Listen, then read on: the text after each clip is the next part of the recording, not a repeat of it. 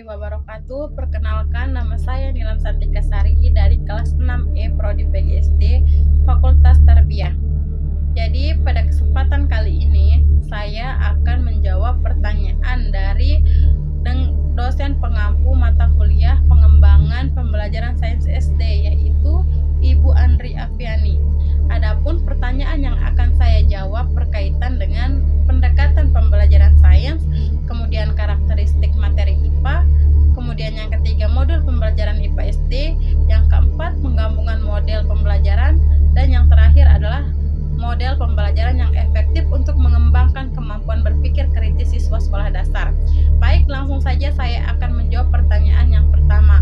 Mengapa pembelajaran sains perlu menggunakan pendekatan, dan apa yang terjadi jika guru tidak menggunakan pendekatan dalam pembelajaran sains?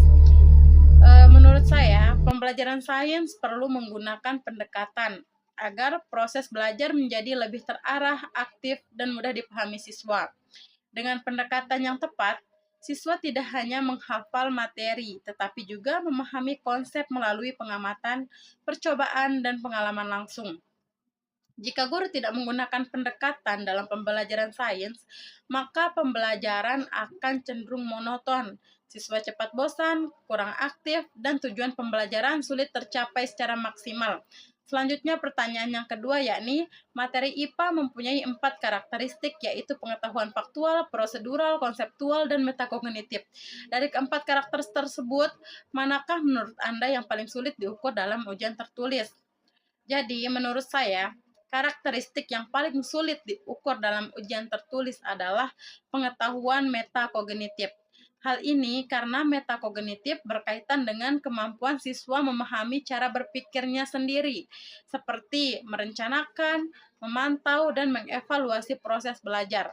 Jadi kemampuan tersebut lebih mudah diukur melalui observasi, wawancara, atau tugas praktik dibandingkan hanya melalui soal tertulis.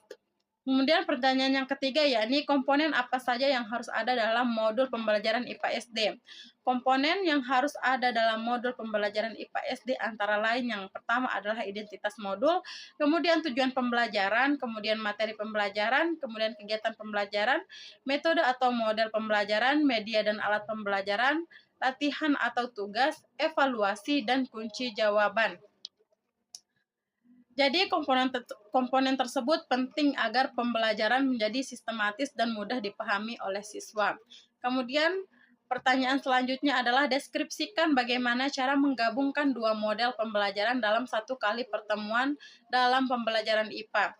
Jadi cara menggabungkan dua model pembelajaran dalam satu pertemuan dapat dilakukan dengan menyesuaikan tahap pembelajaran. Contohnya, guru menggunakan model problem-based learning di awal pembelajaran untuk memberikan masalah kepada siswa. Kemudian dilanjutkan dengan model cooperative learning saat siswa berdiskusi dalam kelompok untuk mencari solusi. Nah, dengan cara ini siswa dapat berpikir kritis sekaligus belajar bekerja sama. Kemudian pertanyaan yang terakhir adalah, menurut Anda salah satu model pembelajaran yang paling efektif digunakan dalam pembelajaran IPA untuk mengembangkan kemampuan berpikir kritis siswa di SD? Jadi menurut saya, salah satu model pembelajaran yang paling efektif untuk mengembangkan kemampuan berpikir kritis siswa SD dalam pembelajaran IPA adalah problem-based learning atau pembelajaran berbasis masalah. Jadi model ini efektif karena siswa diajak untuk menganalisis masalah, mencari informasi, berdiskusi, dan menemukan solusi sendiri. Dengan begitu, siswa menjadi lebih aktif, kreatif, dan terbiasa berpikir logis dalam memecahkan masalah. Nah, jadi sekian jawaban dari saya. Kurang dan lebihnya saya mohon maaf. Assalamualaikum warahmatullahi wabarakatuh.